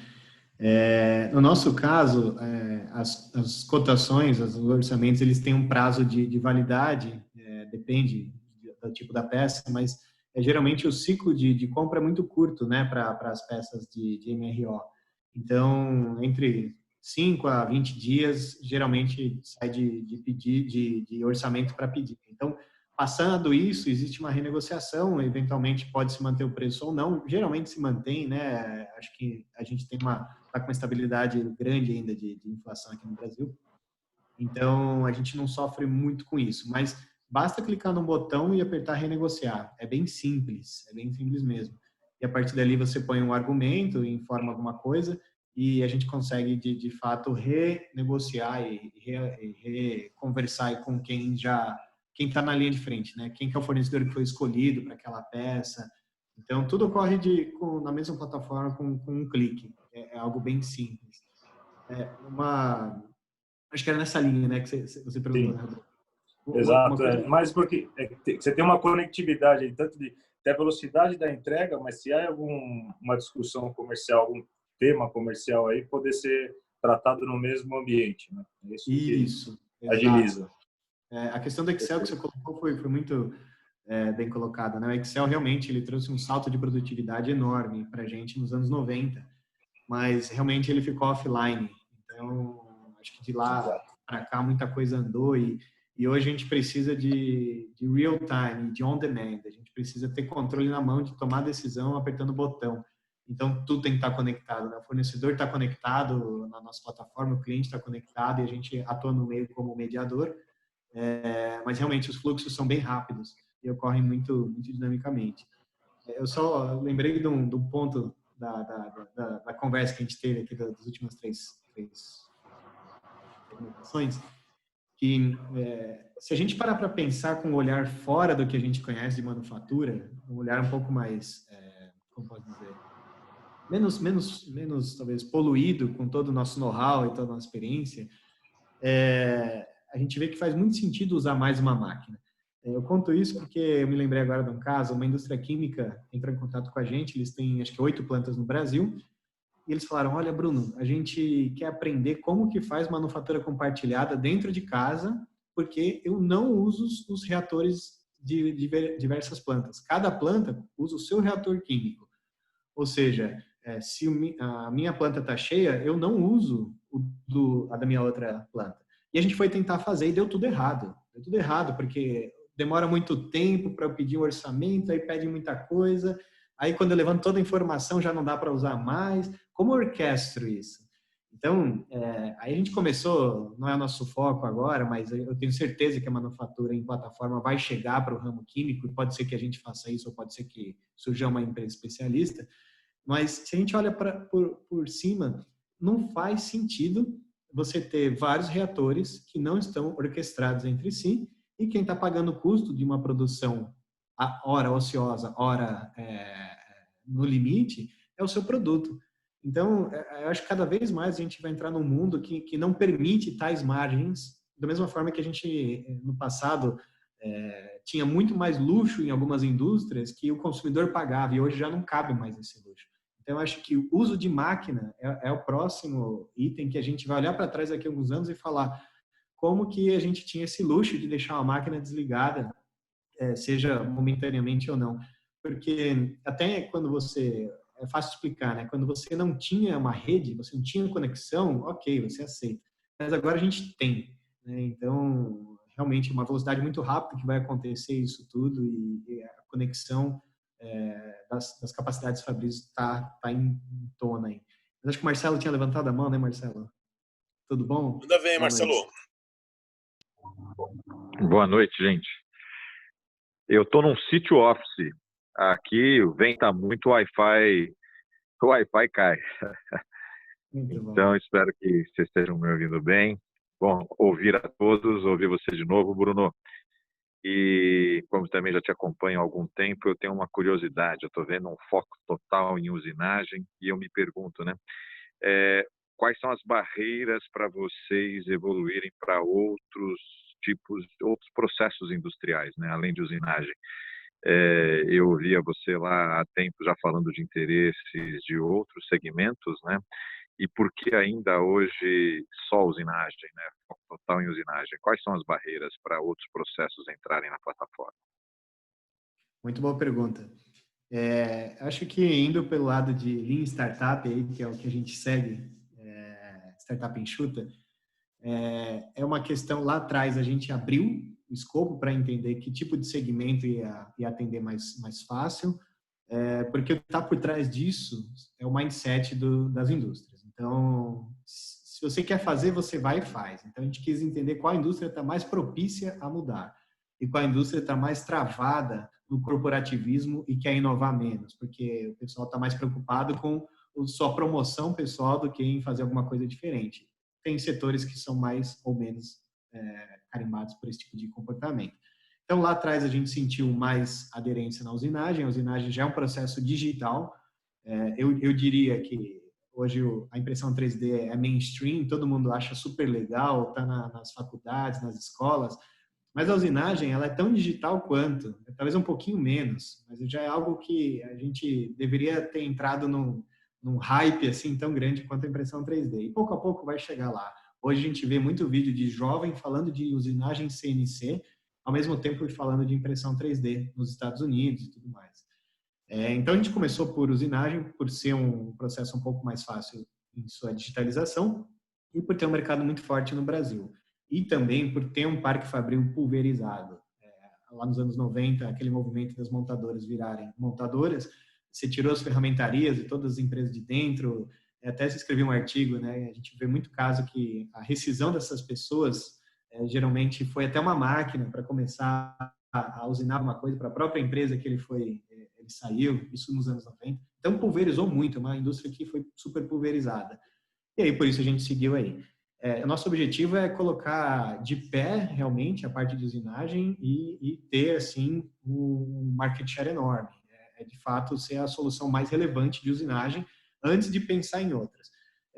E muito curioso a sua pergunta, porque nesse momento, nos últimos 2 meses, a gente recebeu muito interesse de outras indústrias falando, eu quero isso para minha indústria. Eu estou falando de papel, estou falando de alimentos, eu estou falando de têxtil, eu estou falando de químicos. Então, e a gente começou a se questionar, assim, no tempo que sobrava do dia a dia, que a arte de homologar e fazer matchmaking, que é o core business nossos, ele pode ser replicado, ele pode ser muito replicado. É lógico que talvez o modelo de negócio vai mudar para cada indústria, mas homologar fornecedores de fármacos, de alimentos, de têxtil, é uma questão de você ajustar o seu processo para aquela indústria, com as capacidades, com as questões técnicas, com as normas. E depois o matchmaking de demanda para oferta também é algo que pode ser ajustado. Então, hoje a gente considera que não tem barreira. A barreira é que é uma questão de foco nosso, a gente foca na usinagem, mas já a gente consegue ver que as plataformas elas vão aumentar muito o escopo e para outras indústrias. Então, acho que respondendo isso, não tem barreira e o core business a gente entendeu que ele é replicável. Isso é importante. Então, aquele momento que eu falei de indústria química, o pessoal falava, pô, não deu nada certo, porque a planta demandante pedia, aliás, a planta fornecedora pedia muita informação, quando a demandante levantava tudo isso, já não tinha mais ciclo produtivo aqui. Então, para a gente é o básico. O desenho técnico resolveu isso na usinagem, mas é uma questão de mapear as informações e criar um fluxo contínuo digital. Então, essa é a nossa visão. Hoje a gente vai continuar por usinagem e começar com outros processos metalmecânicos. A impressão 3D é a próxima, que está no roadmap, não temos data ainda, estamos começando ainda algumas peças bem fora da plataforma, fora de toda a formalidade, mas corte e dobra a gente já começou a trabalhar, já está começando a ganhar um volume. A gente vê, então, que toda essa parte metalmecânica, talvez fundição seja um próximo, não sei. A gente até falava um pouquinho aqui do Gustavo, tratamento térmico, que é uma vertente da usinagem, né? É um pedaço do processo de usinagem, mas é assim que a gente vê, Marcelo. Maravilha, muito obrigado, Bruno. Sucesso aí na trajetória e depois eu quero fazer um outro bate-papo aí particular com você, porque a gente, como parte VEG Digital hoje, também aumentamos muito a capilaridade e nós já estamos com demanda do lado do sensoriamento da máquina ou até do lado da comunicação do processo industrial, do processo de planejamento entre fornecedor e consumidor aí de economia compartilhada, né? Então a gente está sentindo também o aumento da demanda aqui do lado do chão de fábrica e eu acho que a gente tem aí o que somar. Uma hora a gente conversa. Sem dúvida, mas tá legal. Por isso que eu estou vendo que a gente está vendo outros segmentos, estão batendo na gente outros segmentos além da usinagem. Por isso que eu estou pedindo. Obrigado, Marcelo, por ter aceito o convite. Foi ótima a tua vinda aqui ao grupo de novo, né? Portas abertas aí, por favor, né? Até para trazer coisas novas aí, informações aí do front aí, do shop floor, como você diz. Eu ia fazer uma sugestão, viu, Marcelo? O que você acha de trazer... Marcelo, é o Heitor falando. O que você acha de fazer uma apresentação do que a VEG está fazendo em termos de IoT, em termos de sensores, para o grupo? Eu acho legal, porque hoje, há semanas, a gente encerrou o primeiro ciclo aí de aquisições, né? Começou com a PP Multitask, veio a V2Com com 5G, e aí vieram 2 empresas de inteligência artificial, né? E eu acho que vale a pena a gente trazer essas novidades para vocês com o maior prazer, é só a gente combinar o dia. Então, vamos deixar a turma que faz isso acontecer conversar contigo e vamos marcar uma data. Tá legal, combinadíssimo. Que faz acontecer. Valeu. O Gustavo. E o Jorge. Você também, ué. Tá bom, senhor. Não, eu só ponho a fagulha. Meu negócio é tocar fogo. Você é catalisador. Você é só catalisador. Isso aí, Heitor. Tem que cutucar, Heitor. Muito bom. Quem levantou a mão foi o Juan. Né? O Juan já reclamou no grupo que eu falei que a gente trouxe um argentino. A gente trouxe um argentino, o Juan já levantou a mão. Ó. Tudo bem, obrigado. Bruno, eu queria te perguntar, na verdade, continuar aquela conversa que a gente começou um tempo atrás, quando visitamos vocês aí no escritório da Paulista, que é aquele pricing engine.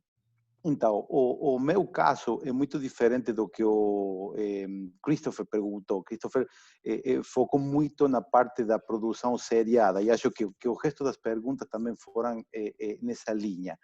Nosso caso, ainda que não é MRO, é muito parecido com o MRO. Cada peça que a gente faz é uma de cada para projeto, né? Um pisador que vai montado num grampo que fixa o paralama enquanto o robô está fazendo a solda. Não é uma peça que a gente faz por milhares ou por milhares quanto a indústria automotiva. Então, o que para mim seria muito útil é ter já algum algoritmo ou alguma coisa para calcular o preço. Eu te mando o desenho, mando você fabricar, mas eu não quero depois ter uma surpresa que acabou custando um valor que eu nunca imaginei. Lembro que quando você falou daquelas outras startups dos Estados Unidos e da China, até conseguiu fazer alguma demonstração rápida em função dos materiais, da quantidade de furos e esse tipo de coisas. E você comentou que a plataforma estava sendo desenvolvida nessa direção. Algum avançamento? Sim, muito bom ponto.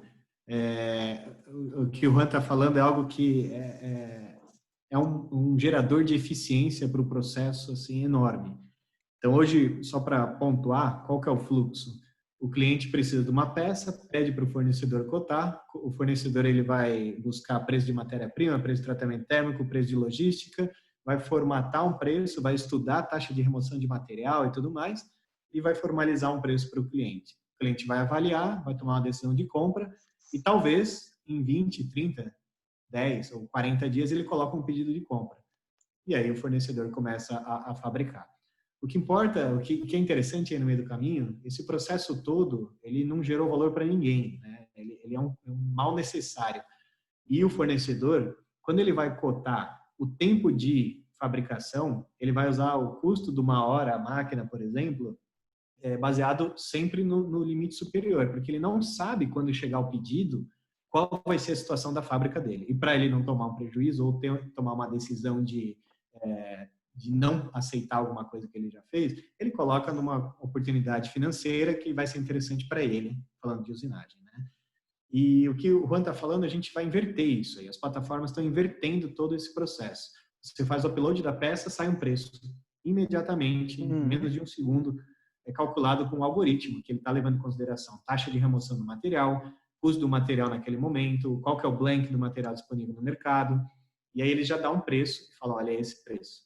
O cliente ele pode fazer o que ele quiser para fazer a aprovação. Quando ele aprovar a peça, aí sim o fornecedor vai receber uma informação de oportunidade de fabricação. E isso muda tanto e você consegue capturar, agora falando em fluxos, né, a ociosidade de fato da indústria. Porque se a gente está falando em baixo volume, peças pontuais, spot, mas em grande quantidade, você precisa encaixar essas peças em pedacinhos de capacidade produtiva em toda uma rede. Quando você conseguir fazer isso, você vai ter o melhor para todo mundo. O fornecedor fica com a máquina rodando o tempo inteiro, você tem uma peça num custo muito bom, e a cadeia inteira fica feliz. O fornecedor não fica trabalhando para fazer orçamento, sendo que não vai ser remunerado por isso, e você não precisa esperar todo esse processo.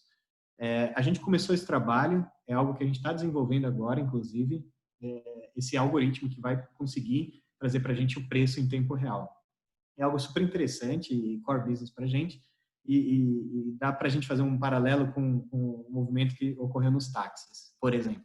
Antes você ia até o táxi e perguntava quanto custava a corrida de A até B, ou você assumia que ia ser pela bandeira 1 ou bandeira 2 do taxímetro.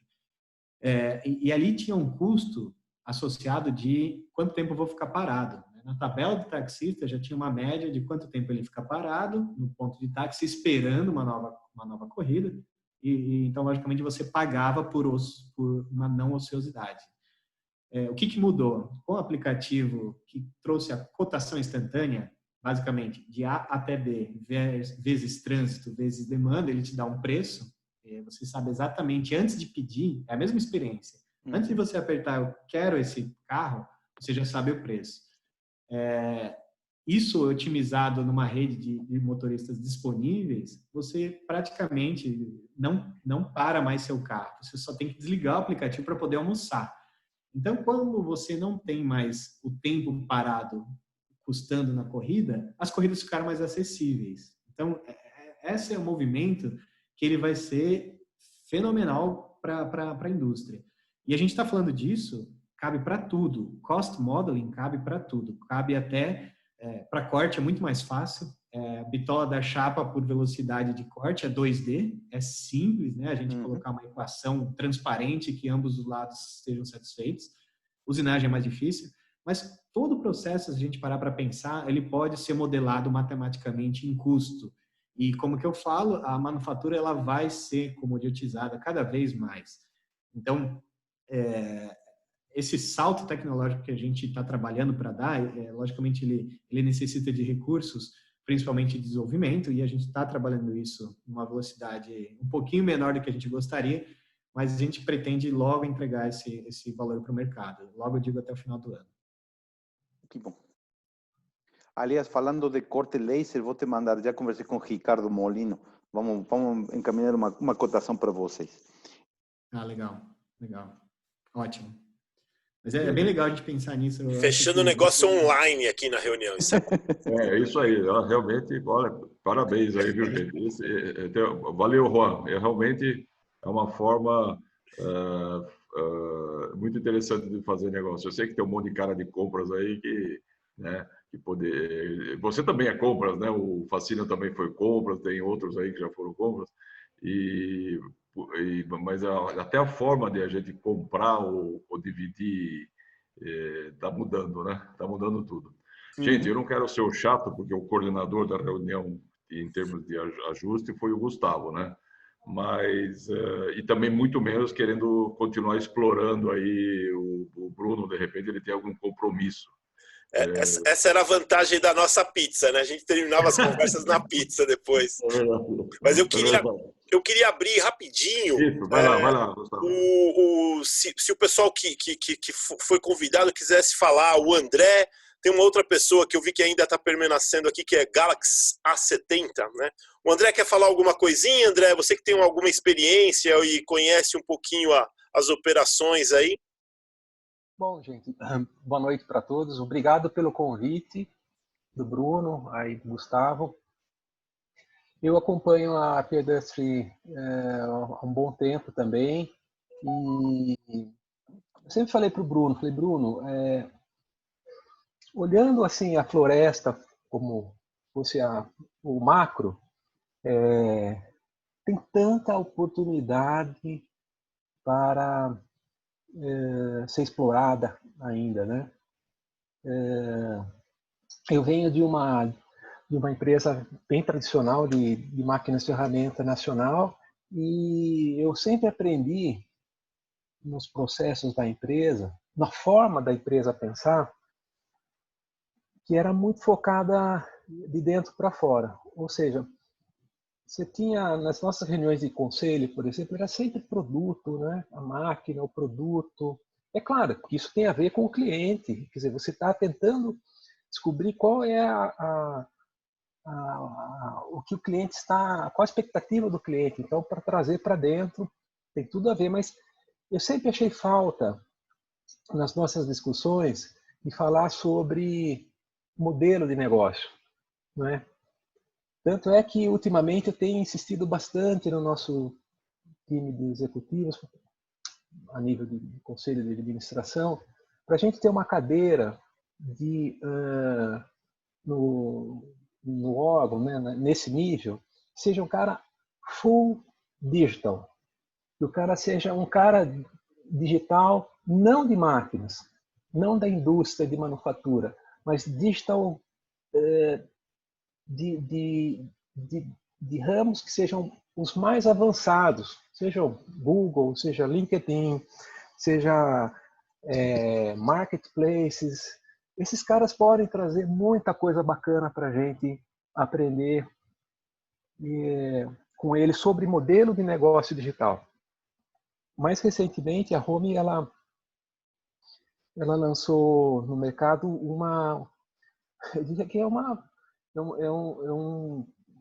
POC, um conceito de que a máquina ela não é um produto para ser vendido, mas a máquina ela é um ativo intangível. Então a máquina ela sai do pessoal de vendas e entra para o pessoal de locação. Locação seria a forma jurídica de você transacionar, mas de fato você está dividindo o tempo útil daquela máquina em partes. Então, se as partes vão ser mensais, trimestrais, semestrais, anuais, isso o mercado vai dizer. Eu diria até que a gente pode pensar em horas. Daí você vai dizer, puxa vida, mas caramba, uma máquina é um ativo caro, é um ativo de um alto valor, complexo e tudo mais. Falei, olha, gente, nós temos que criar formas de desatar esses nós. E eu acho que as tecnologias digitais têm muito a oferecer. E ainda, no nosso caso, nós temos ainda pouco explorado esse campo de modelos de negócio que possam resultar em melhoria de qualidade de processos, satisfação de cliente, enfim, tem muita coisa ainda pelo caminho. Agora, olhando o modelo de negócios de plataformas digitais para a manufatura, eu sou uma pessoa que é muito adepta a essa filosofia e essa visão. Então, eu comungo totalmente. Eu sou vendido, na verdade. Se eu colocar na mesa, eu vou ser um traidor. Eu vou mostrar o jogo, porque eu sou tão aficionado pelo modelo que às vezes eu me empolgo bastante. Mas é assim que a vida é. A gente trabalha para e com amor nas coisas. Então é com paixão que a gente tem que ser movido, né? O matching de manufatura é algo extremamente poderoso. O Bruno, eu acho que às vezes ele é parcimonioso às vezes em fazer as colocações. Eu acho que de maneira correta, porque ele está na frente do negócio, ele tem que ter uma postura mais não digo ética, mas não é ética, mas assim mais conservador às vezes. Mas eu que estou fora do dia a dia do negócio dele, falaria muito mais, porque você tem uma capacidade de inteligência monstruosa que vai ser construída com 1.600 máquinas no parque. Você tem 350 plus suppliers e 50 plus customers aqui desse lado. Você tem aí uma massa enorme de informação que a sua plataforma, com bons algoritmos inteligentes ali trabalhando, vai gerar um poder enorme de inteligência para localizar geograficamente, para localizar por porte de empresa, por especialidade de sinais. Eu apostaria muito de que mais um pouco vocês vão estar assim com uma assertividade muito grande. E assertividade significa que você vai escolher um fornecedor de uma forma rápida e com uma precisão elevada. Quanto custa isso no dia a dia? Isso tem custo? Isso tem valor? Acho que tem, né? Porque a nossa vida é cheia de escolhas. Todo dia a gente acorda e vai dormir é baseado perdão, em escolhas. Então, os gestores de supply chain, os gestores de compra, suprimentos, eles têm que repartir o tempo dele e jogar as fichas dele onde o cavalo vai chegar na ponta lá. Então, eu acho que a inteligência da plataforma, eu acho que o talento das pessoas que estão nesse time aí, eu acho que vale muito. Eu conheço um pouco eles. Eu acho que precisa ainda fazer mais ainda acréscimo nesse time, porque é o início. Eu acho que tem seus desafios enormes. Quer dizer, produção em série, não vejo nesse momento que seja algo que uma plataforma deveria estar se preocupando. Tá? Isso vai chegar a seu tempo. Mas agora nós estamos falando de 2013 para cá. A primeira experiência foi 2013 para cá, que é a Xometry e Fictive nos Estados Unidos. Então nós estamos falando aí de poucos anos de vida, né?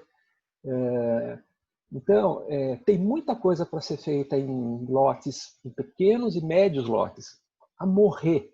Então não me preocuparia ainda de olhar para a produção em grande série, né? Isso vai chegar, possivelmente, numa certa hora. Então, bom, o que mais que eu poderia falar? Já ocupei um pouquinho demais de tempo aí, né? Mas fiquem à vontade se quiser alguma pergunta sobre o que eu falei. Eu não sou o Bruno nesse momento, mas fico à disposição. Achei que foi excelente a colocação, né? Você destacou uma visão que é interessante. O Bruno, participando das nossas reuniões, sempre trouxe vários vieses, né? E eu me incluo entre eles, com vários palpites e ideias, né, complementares, né? Mas o Bruno conseguiu fazer um plano bem factível, né? Eu vejo um monte de colegas nossos aqui surpresos até com a evolução e os sucessos, né? Mas, claro, você destacou bastante, André, uma coisa importante, que é o potencial de valor agregado que essa plataforma tem, né? E buscando eficiências, tanto para a cadeia como para os partícipes também, né?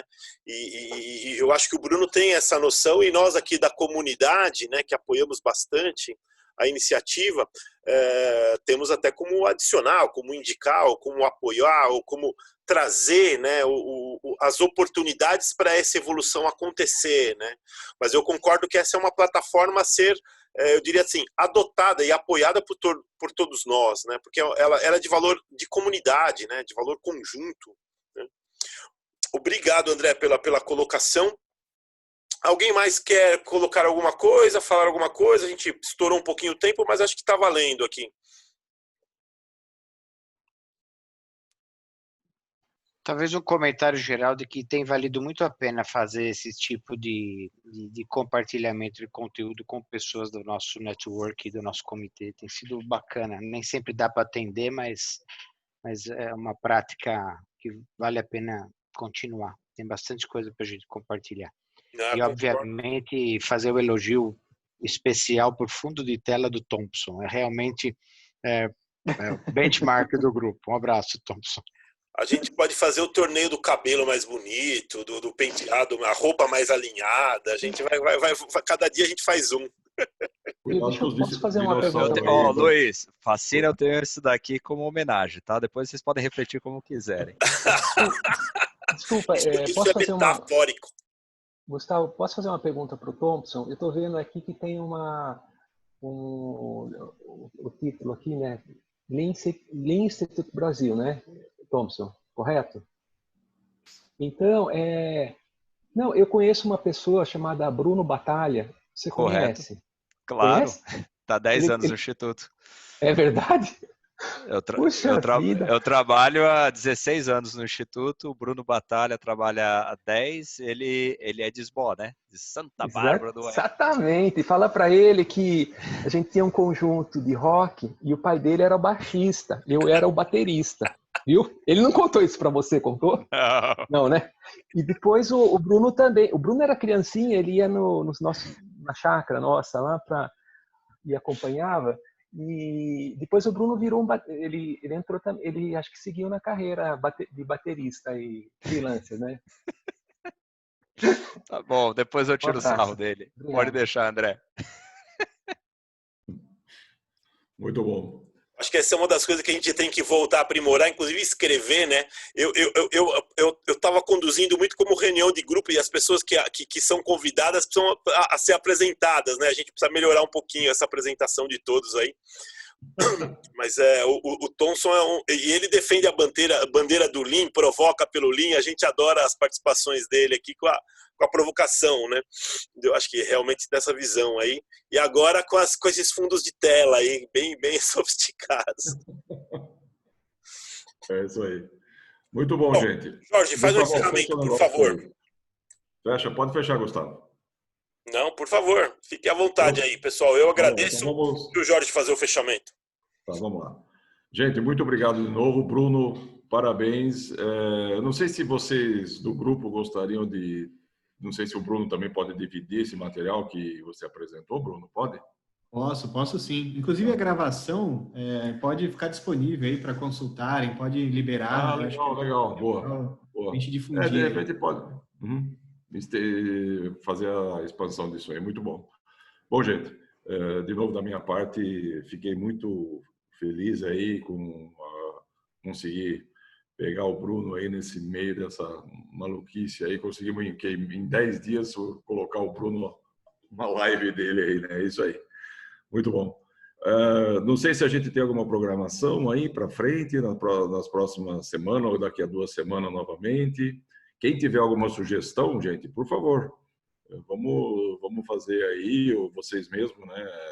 De repente, sei lá, alguém de vocês gostaria de... A sugestão do Heitor foi do Marcelo Pinto. Ok, verdade. Desculpa. Parece que está até aberto para ir para o sítio, mas eventualmente vai poder ser usada a opção virtual. Eu gostei da ideia, fazer uma live do sítio. Marcelo, isso aí. Foi bom ver o Marcelo, foi bom ver o Tiago, o Rodrigo, né? E outros aí que fazia tempo, e logicamente o Bruno, né? Muito bem, gente, uma boa noite para vocês e a gente volta a se falar em breve, tá bom? Boa noite a todos. Um grande abraço, parabéns, Bruno. Um abraço. Boa noite. Obrigado a todos aí. Saudações a todos. Um abraço. Tchau.